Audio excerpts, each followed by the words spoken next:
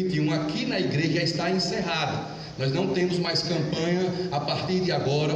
Hoje foi o dia da oferta especial, hoje foi o dia do encerramento.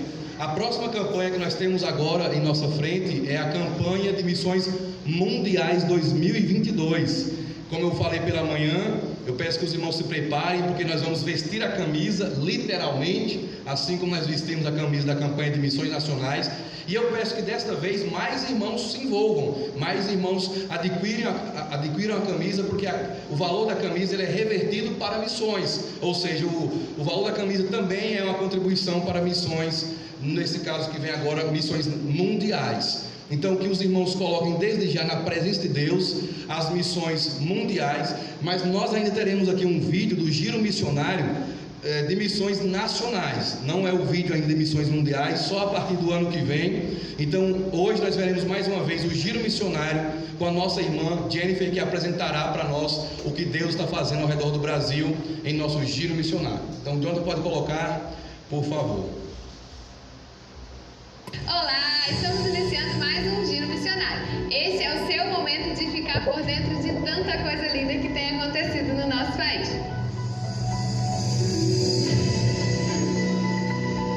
E o nosso giro missionário de hoje começa com uma ação desenvolvida no Vale do Amanhecer, que fica no Distrito Federal. A equipe missionária que atua na região viveu um momento especial, uma ação de evangelismo na cidade.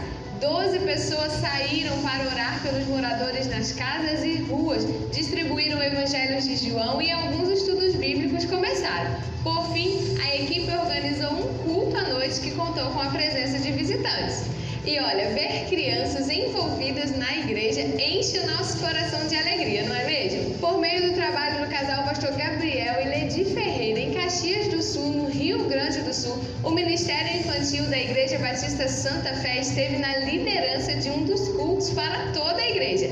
As crianças participaram e conduziram um momento que foi uma bênção. Louvado seja Deus pela vida das nossas crianças.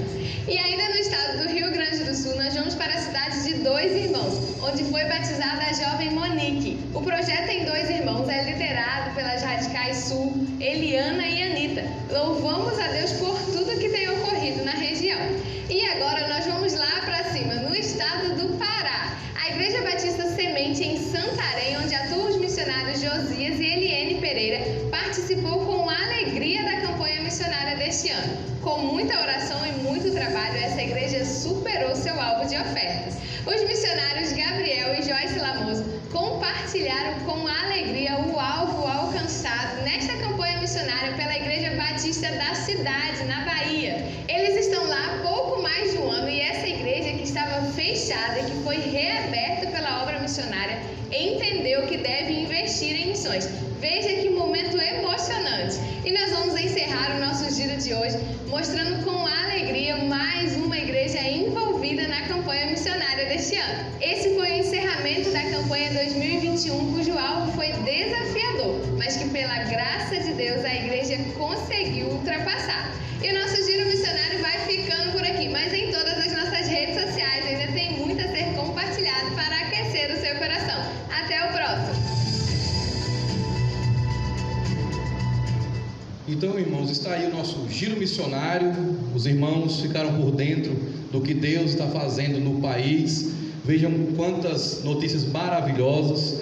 Não é bom ouvirmos notícias boas no meio de tantas notícias ruins, meus irmãos. Notícias como essa são maravilhosas. Pessoas sendo batizadas, trabalhos sendo reabertos. Esse trabalho que passou aí de Barreiras, essa igreja que estava fechada e que foi reaberta, na época, lá no grupo dos pastores, nós oramos muito, nós colocamos diante de Deus esta igreja. Ela fica em Barreiras, estava fechada. E, irmãos, nós temos que tomar cuidado, temos que abrir o olho, como nós dizemos no popular, porque esta igreja um dia teve membros, muitos membros ativos. Os membros foram deixando de congregar, outros foram embora, outros desistiram, até que por fim esta igreja foi literalmente fechada. As portas foram fechadas, a igreja foi desativada e ficou apenas um prédio ali. Então, depois de algum tempo, Deus enviou aqueles missionários que estão lá até agora, e esses missionários, juntamente com outros pastores ali de Barreiras, um deles, o pastor Odirley, muito conhecido do pastor Fabrício Cardoso, da Igreja Batista El Shaddai, em Irecê, o pastor Adilei e outros ali fizeram um esforço, meus irmãos, assim, incalculável, sabe? Se esforçaram, se empenharam, desde oração até solicitações para a junta de missões. E aí nós temos então a notícia de que a igreja foi reaberta e os missionários estão ali trabalhando em prol da obra de Deus, fazendo o reino do Senhor progredir, fazendo a igreja local prosperar. Então, meus irmãos, nós temos que orar, temos que ter fé, nós temos que nos envolver, como nós fizemos hoje. Hoje nós nos envolvemos mais um pouco com missões, nós contribuímos. Mas eu peço aos irmãos que não apenas contribuam, mas que orem também, se envolvam. Os irmãos viram quantas redes sociais tem ali. Os irmãos podem entrar, todo mundo hoje tem acesso ao seu smartphone, ao seu notebook. Então, adentre as redes sociais, ali pesquise mais, conheça mais. Vamos entender melhor como funcionam as missões. E é claro, no tempo do Senhor, enviarmos outros missionários. Aqui está o nosso missionário Antônio Carlos, está hoje em Formoso de Goiás, juntamente com o Camilo, na plantação de uma igreja, um trabalho muito difícil, mas com certeza muito prazeroso. E eu quero ter o privilégio de, juntamente com esta igreja, com todos vocês, eu quero ter o privilégio de enviar outros, ou seja, de enviarmos outros, de fazermos outra vida, abençoar outras vidas em outro lugar desse país. E quem sabe um dia também recebemos missionários aqui para nos ajudarem na seara do Senhor aqui em Itaguaçu.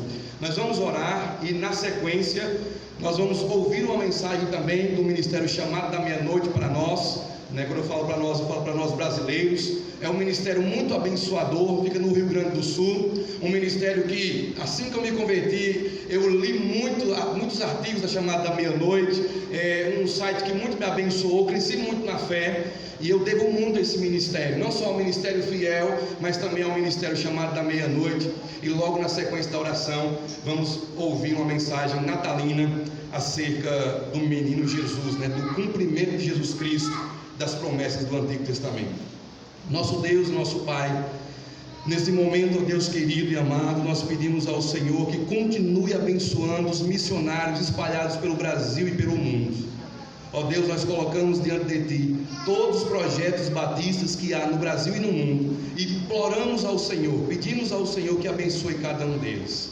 Nós pedimos a Ti, ó Deus, que não permita esse trabalho em Itaguaçu fracassar.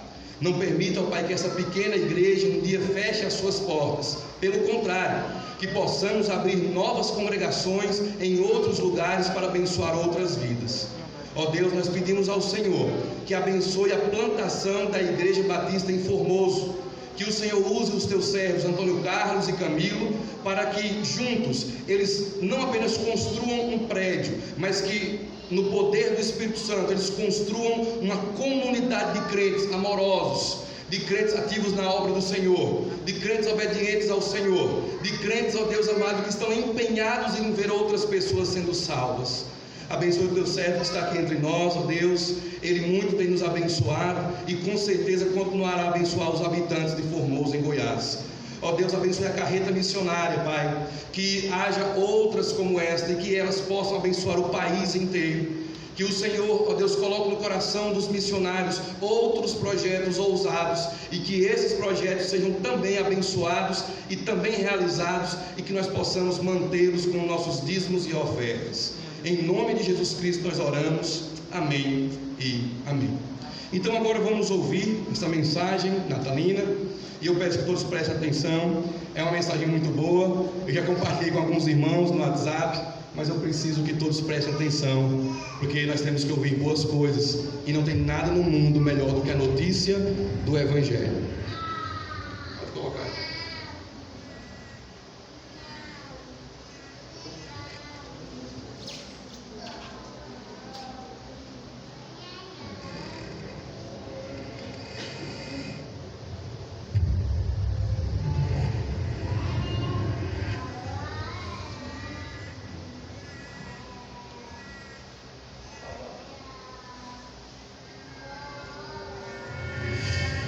Apesar de tudo, Natal não se tratava de uma época contemplativa, de harmonia, conforto, e as circunstâncias não eram as melhores.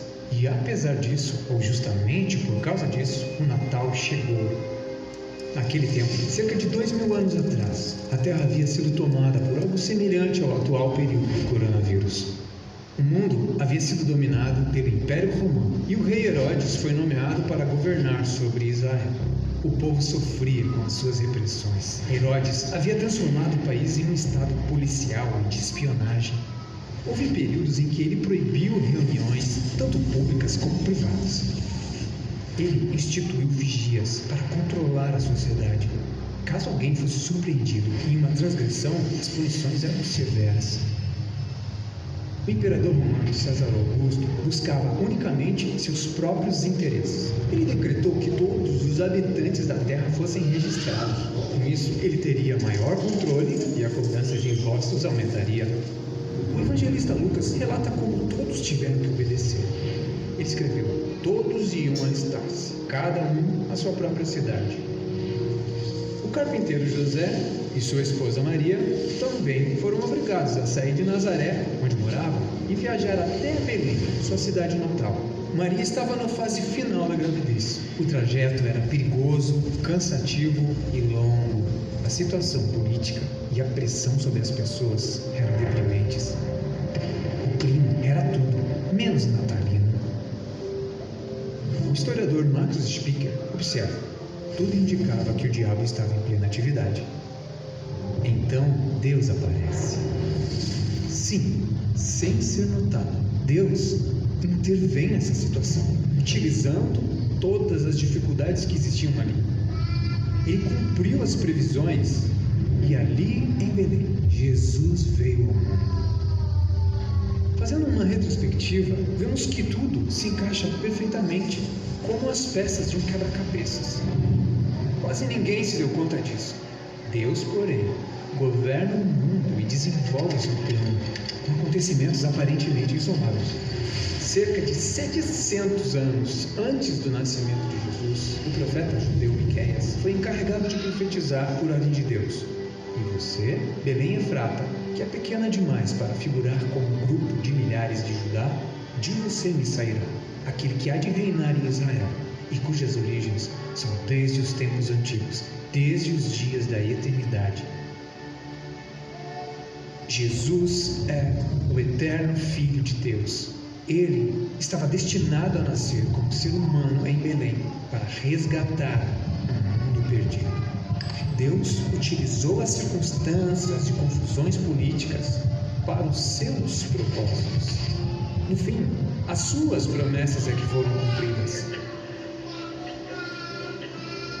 Olhando agora para a situação atual, vemos a incerteza no ar, o aumento do medo, as dificuldades que atingiram todo o globo. Tudo isso nos mostra um quadro escuro. Também não temos visto a exigência de registros de controle e o aumento da supervisão governamental. Contudo, nós não estamos abandonados à própria sorte. Deus prometeu que seu Filho voltará à Terra. O Todo-Poderoso usará novamente as circunstâncias mundiais para cumprir suas promessas. Jesus tomará os rumos do mundo em suas mãos para trazer paz, justiça e segurança. O grande propósito de Deus é o reino divino de seu Filho, Jesus Cristo. Sobre ele, a Bíblia diz: porque Deus estabeleceu um dia em que julgará o mundo com justiça, por meio de um homem que escolheu, e deu certeza disso a todos, ressuscitando-o dentre os mortos. A salvação está disponível para você. Talvez as coisas estejam dando errado na sua vida. Você se frustrou, você sofre com um sentimento de culpa. Você já tentou várias soluções. A pressão aumenta e chega a um nível insuportável. Você está decepcionado com a vida, com seus amigos, consigo mesmo. Sim, a vida tornou-se perigosa, os obstáculos intransponíveis, o medo aumentou e não há solução para as confusões. Algo está diferente do que foi planejado. Parece que o diabo está transformando sua vida numa montanha russa. Mas pare, em meio a tudo isso, Deus tem um plano para você, para a situação da sua vida. Jesus diz: eu vim para que tenham vida e a tenham em abundância. Apesar de tudo, o Natal deve chegar para você. você pode perceber que Deus usa as circunstâncias da sua vida para atraí-lo para perto dele. Isso significa muito mais do que um pouco de clima natalino, bebidas e guloseimas, mais do que um pouco de alegria, um pouco de afeto ou troca de alguns presentes, mais do que aproveitar um pouco a vida. Jesus veio à Terra sendo a vida. Ele nos trouxe a melhor de todas as mensagens, não apenas para o último mês do ano, mas para a eternidade. Todos podem ser salvos, todo aquele que quiser, não importa o quão afundado esteja, e isso não pela sua própria força, mas totalmente pela graça divina. Deus lhe concede total anistia. Foi para isso que Jesus deu sua vida e ressuscitou dentre os mortos. Ele deseja presenteá-lo com a verdadeira e plena vida, ou seja, a vida que conduz à vida eterna. E Ele realmente pode fazer isso, e você pode experimentar isso. Certo poeta expressou o significado do Natal dessa forma: o homem era a imagem de Deus. Essa imagem, porém, foi perdida. Assim, a imagem humana de Deus agora foi novamente conhecida. Você não deveria apenas festejar o Natal com os outros. Não, que o nascimento de Jesus seja também uma comemoração bem pessoal. Aceite com fé que Deus lhe concede. A palavra de Deus promete. Por isso, Ele também pode salvar totalmente os que por Ele se aproximam de Deus, vivendo sempre para interceder por eles. Permita que, apesar de tudo, ou justamente por tudo, o Natal chegue ao seu coração.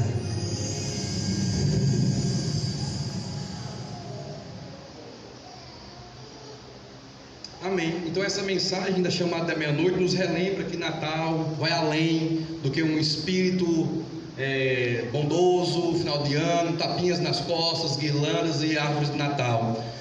O Natal é muito mais do que isso. Natal é uma pessoa, não é uma data. 25 de dezembro é uma das datas do Natal. No Oriente, por exemplo, o Natal é em 7 de janeiro. Então veja que ao redor do mundo nós temos variações. O 25 de dezembro é uma data ocidental que perpetuou-se, como sendo provavelmente o nascimento de Jesus, mas com certeza não foi em dezembro. Em dezembro, para quem está um pouco conectado com o que eu sempre falo aqui, em dezembro é impossível ficar nas montanhas, e os pastores estavam nas montanhas ao ar livre cuidando de rebanhos. Então Jesus nasceu em outra data, mas não importa, ele nasceu. Se 25 de dezembro é uma data escolhida para porventura relembrar, nós cristãos aproveitamos a data para relembrar que não é uma data. Natal não é uma data. Natal é Jesus Cristo. Ele é aquele que nasceu para morrer por cada um de nós, e se nós crermos nele, ele nos dá salvação. Natal quer dizer nascimento. Jesus Cristo é aquele que possibilita o novo nascimento para cada um de nós. Ele mesmo disse a Nicodemos: se alguém não nascer de novo, não pode entrar no reino de Deus. Natal é o novo nascimento, é quando você recebe o Espírito Santo no seu coração depois de crer em Jesus. É aquela obra do Espírito Santo dando a você um novo coração para que você conheça as realidades do reino de Deus. Natal é muito mais do que uma árvore ou guirlandas ou pisca-pisca.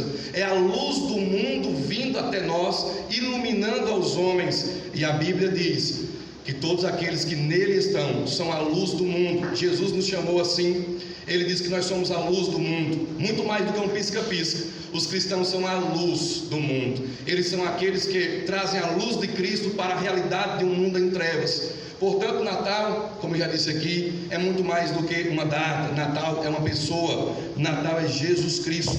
Então, continuando nessa explicação que eu estou dando para vocês, vamos abrir a Bíblia em João, no capítulo 1, e vamos refletir um pouco sobre o nascimento de Jesus Cristo. Eu não vou pregar esse ano naquele tradicional texto de Lucas 2, que fala sobre o nascimento de Jesus lá em Belém. Eu vou pregar em João, no capítulo 1. João, no capítulo 1, versículo 1 em diante. Evangelho segundo escreveu João, no capítulo 1. No princípio era o Verbo, e o Verbo estava com Deus, e o Verbo era Deus. Ele estava no princípio com Deus.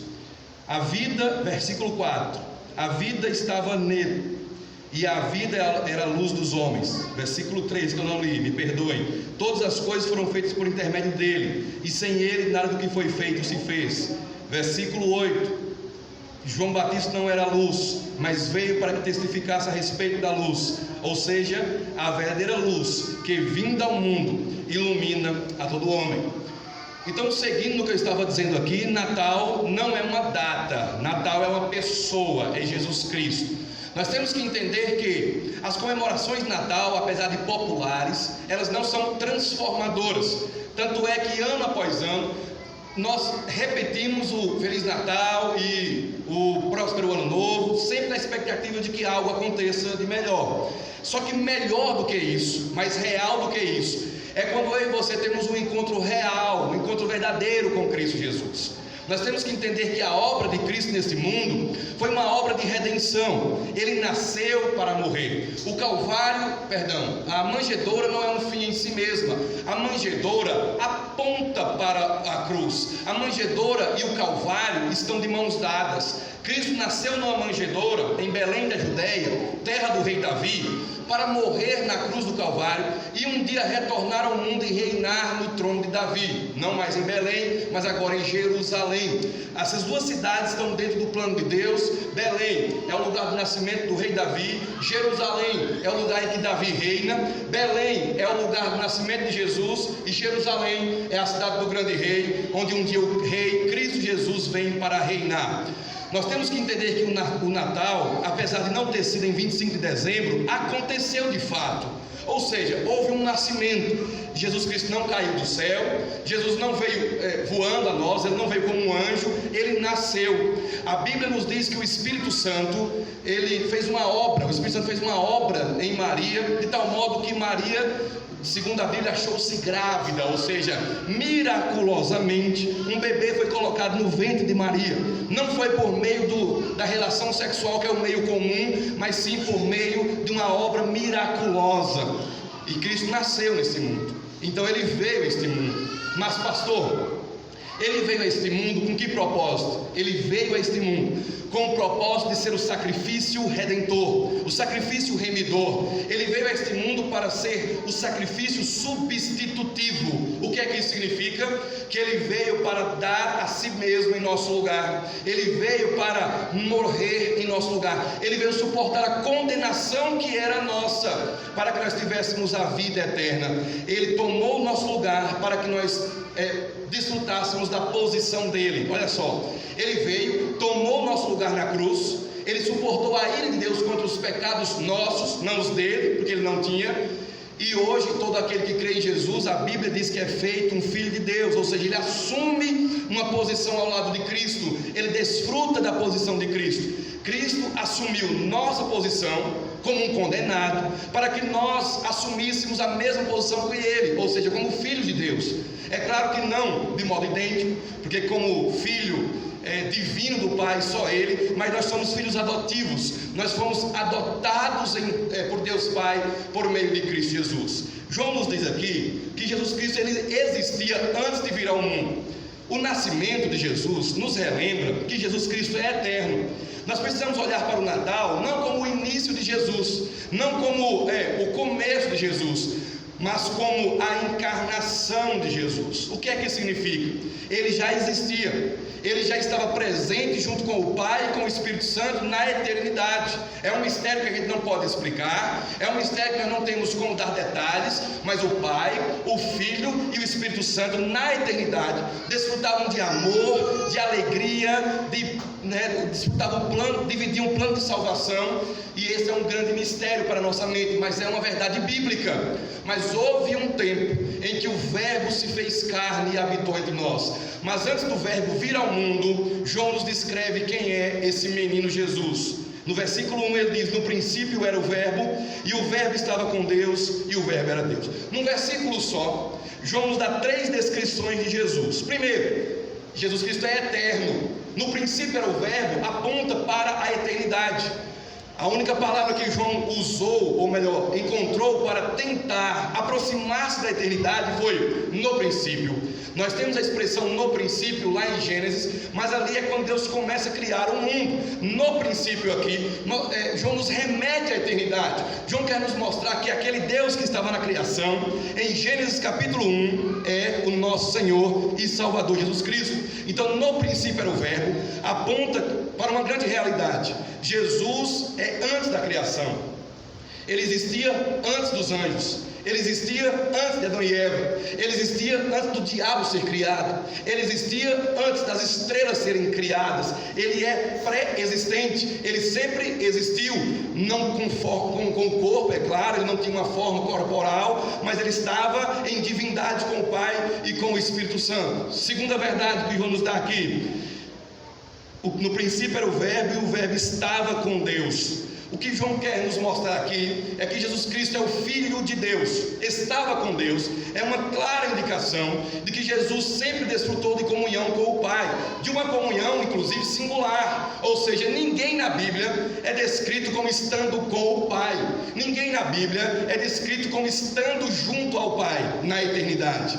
Até porque na eternidade, meus irmãos, nada existia. O arcanjo Miguel, o anjo Gabriel, os demônios, os homens, estrelas, nada existia ainda. Mas lá estava Jesus junto ao Pai. Ele estava com Deus. Isso aponta para a posição de Jesus como Filho de Deus. Isso aponta para Jesus como sendo aquele que ocupa uma posição singular. Terceira verdade que João nos traz aqui: a divindade de Jesus. E o verbo era Deus.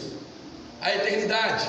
No princípio era o verbo, a singularidade, ou seja, ele é o único filho, ele estava com Deus. Agora a divindade, ele era Deus. Aquele menino que nasceu em Belém não era como os demais. É claro que era uma criança, é claro que nasceu como os outros, mas a própria geração, o próprio meio dele vir ao mundo já foi diferente. E quando ele nasceu, nós temos ali uma grande verdade: Deus em forma humana. Quando Cristo veio ao mundo, meus irmãos, nós temos que nos lembrar dessa verdade. Não era um homem qualquer, não era uma criança comum.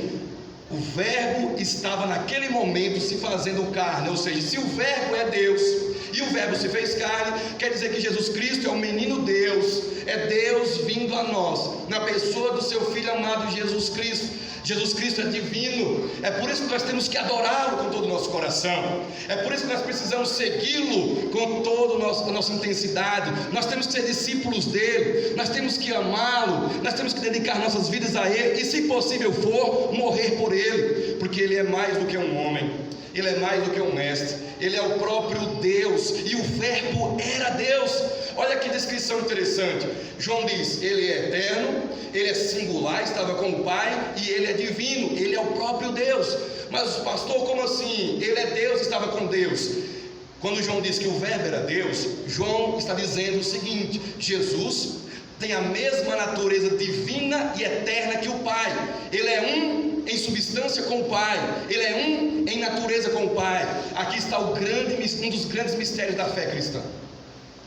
Agostinho de Hipona certa vez disse assim, com relação à Trindade: tente negá-la, você vai perder sua salvação. Agora tente entendê-la e ficarás louco. A Trindade é um assunto muito profundo, mas muito bíblico. Nós temos que entender que a doutrina da Trindade, ou seja, de que Deus é um, mas é Pai, Filho e Espírito Santo, é um dos grandes mistérios da fé cristã, que não dá para explicar, que o Novo Testamento não explica, mas pressupõe. O Novo Testamento não tenta te convencer a crer que a Trindade é real. O Novo Testamento apresenta a Trindade como real. O Novo Testamento pressupõe isso, de que Deus é Pai, Filho e Espírito Santo. O Pai é divino, o Filho é divino, o Espírito é divino, o Pai é eterno, o Filho é eterno, o Espírito é eterno, o Pai é poderoso, o Filho é poderoso, o Espírito é poderoso, o Pai é criador, o Filho é criador, o Espírito é criador, o Pai é luz, o Filho é luz, o Espírito é luz, o Pai é a verdade, o Filho é a verdade, o Espírito é a verdade, e por aí vai. Então quando João diz, no princípio era o verbo, e o verbo estava com Deus, e o verbo era Deus, João está distinguindo Jesus. Ele está dizendo o seguinte: olha, ele tem a mesma essência que o Pai. Ele tem a mesma natureza divina que o Pai. Apesar dele ter vindo ao mundo enviado pelo Pai, cumprido sua missão, mas a natureza dele é a mesma que o Pai. Nós temos na Trindade distinções de atividades, de ministérios, mas no que diz respeito à essência, o Pai, o Filho e o Espírito Santo são co-iguais, não há diferença alguma entre eles. Portanto, o Senhor a quem nós seguimos, o Senhor a quem nós servimos é Deus, é divino. Jesus Cristo é muito mais do que um mestre. Ele também foi mestre. Ele é muito mais do que um filósofo. Ele foi muito inteligente. Tanto é que os mais inteligentes da época dele, nós encontramos vários relatos dizendo assim, e eles não souberam mais o que responder. A Bíblia diz que os sábios foram confundidos com a sabedoria de Jesus. Então, veja que Jesus Cristo sim foi um sábio, sim, ele foi um mestre, sim, ele foi um homem, mas ele é muito mais do que isso. Aqui não podemos perder de vista o grande mistério da dupla natureza de Jesus Cristo. Ele é Deus, mas que assume a forma humana. Alguns teólogos usam a expressão 100% Deus, 100% homem. Eu prefiro dizer que Jesus Cristo é divino e humano. Isso é bastante. Isso nos mostra que a natureza de Jesus é, sim, humana. Ele encarnou-se, o Natal nos lembra isso. O Verbo veio ao mundo, mas nós temos que relembrar a todo momento que não era simplesmente um homem, era o Filho de Deus vindo a nós em forma humana. Natal é mistério. Natal é mistério. Em que sentido, pastor? Natal é Deus vindo a nós na forma de um bebê. Ah, pastor, mas um bebê de família rica, né? Não. Ah, de uma família muito influente também? Também não. José e Maria eram jovens judeus desconhecidos, eram anônimos e comuns no meio da multidão.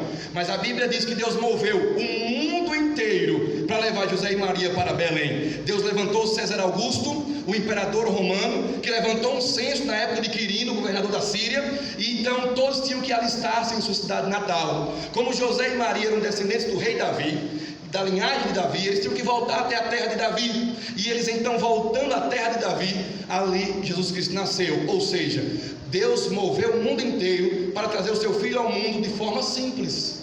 Ele nasceu não num hotel 5 estrelas, mas em um lugar comum. A Bíblia descreve como manjedoura, envolto não em roupas bonitas. As mamães atuais fazem grandes enxovais, e aí nós temos roupas bonitas, tem a tal saída da maternidade, tem isso, tem aquilo.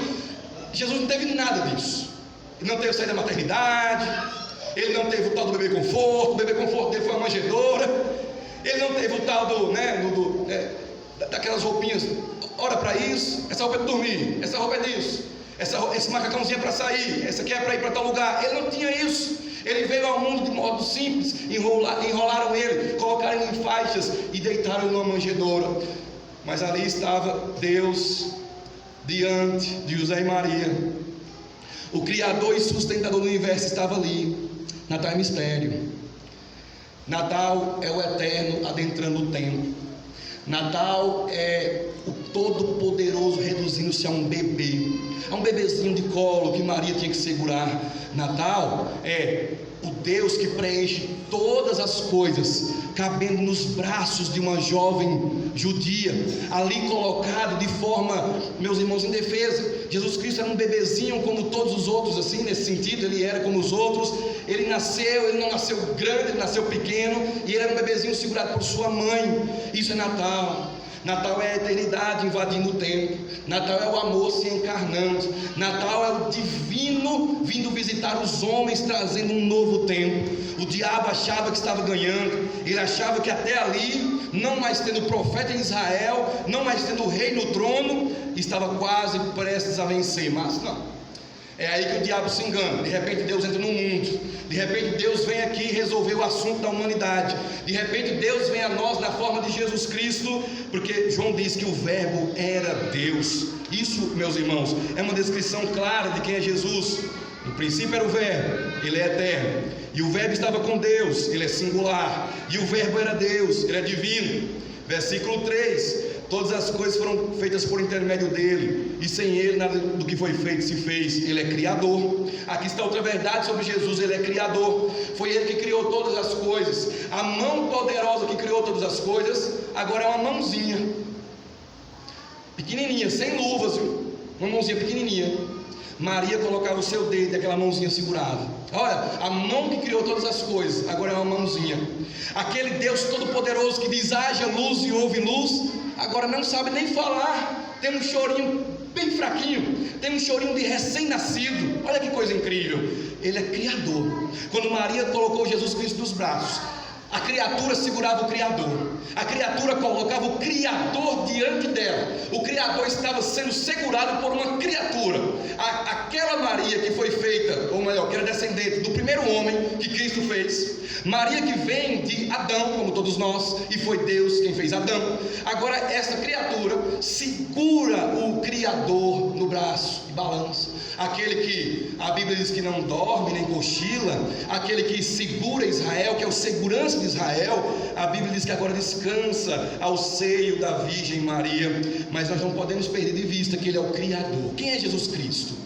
Ele é eterno. Quem é Jesus Cristo? Ele é singular, Ele é o Filho de Deus, Ele é o próprio Deus, Ele é Criador também. Nós não podemos perder de vista isso. Ele tem poder para criar um novo mundo, e é isso que Ele vai fazer. Na segunda vinda Ele vai criar um novo mundo para que nós possamos habitá-lo por toda a eternidade. Mas tem outra verdade aqui, e ela está aí no versículo 4.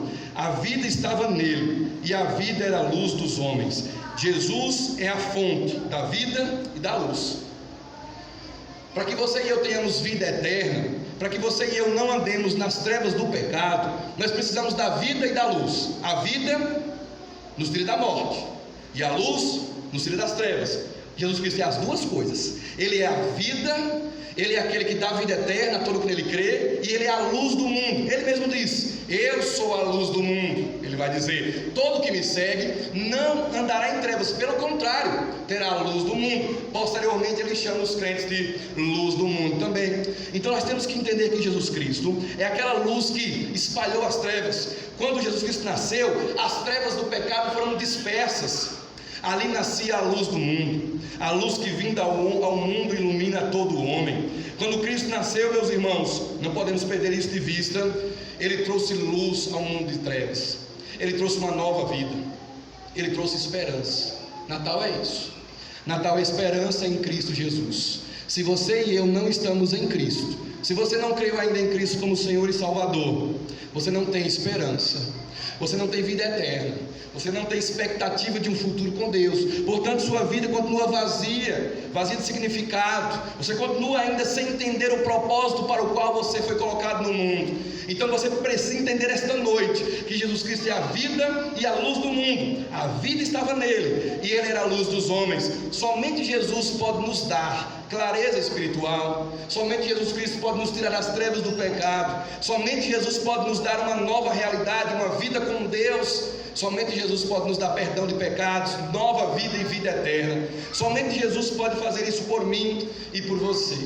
Mas infelizmente, naquele tempo nem todos receberam Jesus. Versículos 10 e 11. O verbo estava no mundo, o mundo foi feito por intermédio dele, mas o mundo não o conheceu. Ele veio para o que era seu, e os seus, os judeus, não o receberam. João descreve para nós aqui a rejeição. Natal também nos relembra coisas assim. O Natal nos relembra que quando Jesus Cristo nasceu, Ele não foi recebido por todos. Não pense em você que quando você vai evangelizar alguém e essa pessoa diz não, ela é a primeira pessoa do mundo que está rejeitando Jesus. Não pense você que o seu parente duro de coração, que quando você vai abrindo a boca para falar de Jesus, é o homem mais duro do mundo. Ele não tem esse privilégio, não. Antes dos homens modernos duros de coração, antes desses homens atuais duros de coração, na época de Jesus já haviam homens assim. Na verdade, desde o pecado de Adão e Eva, os homens são duros de coração. E quando Cristo veio ao mundo, João diz: os seus não o receberam. Quem é o povo de Jesus Cristo inicialmente? São os judeus. Jesus é um judeu, ele é descendente de Abraão, de Isaac, de Jacó, de Davi e de outros mais. E quando ele vem ao mundo, a Bíblia diz que ele é rejeitado. Na pregação passada, eu mostrei que Herodes já queria matá-lo, com menos de 2 anos. Jesus não foi perseguido depois de grande, não. Jesus Cristo não foi perseguido quando pregou o Evangelho. Quando ele nasceu, Herodes já queria matá-lo. Menos de 2 anos, já queriam matá-lo. Depois encontramos Jesus com 12 anos no templo e os principais da lei estão interrogando a ele. Depois de grande, os irmãos já leram a Bíblia e sabem que Jesus Cristo foi rejeitado. Ele foi perseguido pelos religiosos de sua época e por fim ele foi crucificado, não sob os gritos dos romanos, mas sob os gritos daqueles que tinham o sangue de Abraão nas suas veias. Ele veio para o que era seu e os seus não receberam. Mas, como diz John Stott, todo mas da Bíblia é uma boa notícia. Sempre que você estiver lendo a Bíblia e encontrar um mas, é uma reviravolta. Sempre que você estiver lendo a Bíblia e você estiver lendo um grande trecho e estiver desanimado e encontrar um mas, alegre-se, porque aquele mas vai mudar tudo. Veja comigo o versículo 12. Mas a todos aqueles que o receberam, deu-lhes o poder de serem feitos filhos de Deus, ou seja, os que creem no seu nome. A Bíblia diz que apesar da rejeição de alguns em Israel, todo aquele que crê em Jesus, todo aquele que receber a mesma coisa que crê, todo aquele que recebe Jesus Cristo, olha o que a Bíblia diz: deu-lhes o poder de serem feitos filhos de Deus. Quando Cristo veio ao mundo, Ele veio com o propósito de incluir os seres humanos na presença e na família de Deus. Mas pastor, nós todos não somos filhos de Deus, não? Todos nós não somos filhos de Deus. Veja bem, se todos os seres humanos fossem filhos de Deus, esse versículo não faria sentido. Já pararam para pensar? Se todo mundo fosse filho de Deus, por que o versículo diz: aqueles que creram, deu-lhes o poder de serem feitos filhos de Deus? Como que alguém recebe o poder de ser feito filho de Deus se ele já é filho de Deus? Não faz sentido. Então, biblicamente falando, quando Adão e Eva pecaram contra Deus, Adão e Eva foram expulsos da presença de Deus. A expulsão de Adão e Eva, veja bem, não foi somente a expulsão de dois seres humanos. A expulsão de Adão e Eva foi a expulsão da humanidade toda da presença de Deus. Quando Caim e Abel nasceram, eles já nasceram fora da presença de Deus. Eles nasceram fora do jardim do Éden. Portanto, a Bíblia diz que toda a humanidade foi expulsa da presença de Deus quando Adão e Eva pecaram contra Deus. Lembra da EBD passada? Os irmãos se lembram da escola bíblica dominical passada? Os dois cabeças representativos, Adão e Jesus. O que acontece com um, acontece com todos que estão com ele. O que acontece com o outro, acontece com todos que estão com ele. Porque Adão pecou, porque Adão foi expulso, todos os seres humanos depois já nasceram fora da presença de Deus. Mas porque o Filho de Deus veio ao mundo, Ele incluiu vários homens e mulheres na família de Deus. Se Adão causou a expulsão, Jesus Cristo veio trazer a reconciliação. Todos aqueles que creem em Jesus, a Bíblia diz que são incluídos na família de Deus. Todos aqueles que creem em Jesus, a Bíblia diz que eles são feitos filhos de Deus. Não são pessoas da descendência humana, não são pessoas de carne e sangue, no sentido de geração humana, mas são pessoas que nasceram de Deus. Essa linguagem nasceu de Deus na Bíblia indica um novo nascimento, uma transformação do coração. O que João está dizendo aqui, meus irmãos, é que apesar de muitos terem rejeitado Jesus, muitos também creram nele, e esses que creram nele foram incluídos na família de Deus. Desde aquele tempo, Cristo trouxe a divisão. Os irmãos se lembram daquele versículo que Jesus Cristo disse assim: eu não vim trazer paz ao mundo, mas espada. A espada é um símbolo de divisão. Quando Cristo veio ao mundo, Ele veio unificar o povo e ao mesmo tempo dividir a humanidade. Em que sentido? Todo aquele que não crê em Jesus, a Bíblia diz que está fora da presença de Deus. Pode chamar Deus de Deus, pode chamar Deus de Pai, pode ser religioso, mas não desfruta da presença, da comunhão com Deus. E a Bíblia diz que todos aqueles que creram em Jesus como Senhor e Salvador, eles são incluídos, eles são inclusos na família de Deus, e eles são filhos e filhas de Deus. Ou seja, diante de Cristo nós temos dois povos: um fora da presença de Deus, são os que rejeitam Cristo, e outro que está na presença de Deus, são os que creem em Cristo. Em qual destes nós estamos? Em qual desses grupos você está? Você é do versículo 11 e os seus não o receberam? Ou você é do versículo 12 mas todos quantos o receberam. Você recebeu ou não recebeu Jesus como Senhor e Salvador? O Natal não faz sentido algum para você, se você não crer em Jesus Cristo como Senhor e Salvador. O Natal não tem significado algum para você, se você não receber no seu coração o Filho de Deus. O Natal nos relembra que esse Jesus eterno, singular, divino, criador, vida e luz, deve ser recebido em nossos corações. Você e eu precisamos ter em nossos corações a presença gloriosa deste que é eterno, singular, divino, criador, luz e vida. Nós temos que recebê-lo em nossos corações. Nós temos que ter convicção de salvação. Você precisa entrar em 2020 convicto de que é uma pessoa salva. E essa convicção vem quando você recebe Jesus Cristo no seu coração. Receba Cristo no seu coração. Receba Jesus Cristo no seu coração.